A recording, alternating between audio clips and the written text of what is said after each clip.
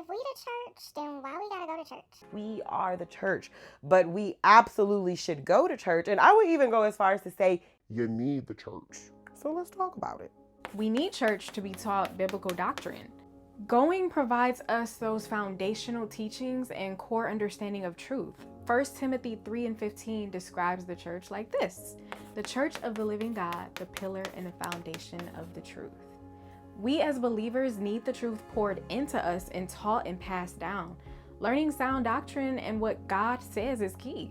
This alone is a reason we need to go to church. Number 2, church provides a place for fellowship for believers. Yes, we can read the Bible at home, and you should, but having a community where we can gather and be supportive to one another through a shared faith is powerful and necessary. Christians need a place of fellowship so we can be devoted to each other, hold each other accountable, instruct each other, learn together, and love on each other. Romans 12:10 tells us like this: be devoted to one another in love. Honor one another above yourselves.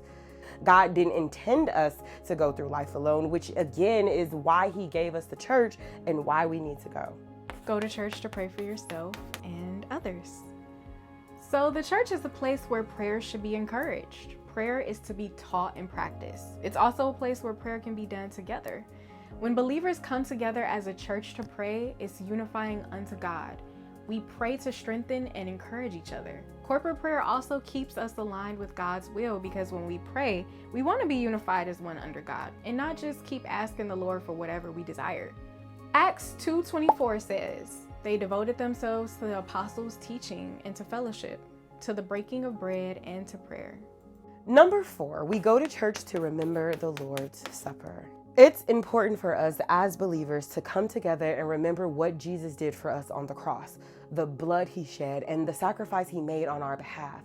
Luke 22:20-29 says, and he took bread and gave thanks and broke it and gave it to them, saying, this is my body given for you. Do this in remembrance of me. In the same way, after the supper, he took the cup, saying, this cup is the new covenant in my blood, which is poured out for you. Doing communion is a deeply sacred act of worship that Jesus himself commanded us to observe, and the church is where it was always meant to take place. He established it for us, and he didn't do it alone. Jesus shared this moment with his disciples, and this was always meant to be a communal act. So yes, we the church, but that doesn't mean you shouldn't Go to church. So make sure you pick that Bible up and take it to church.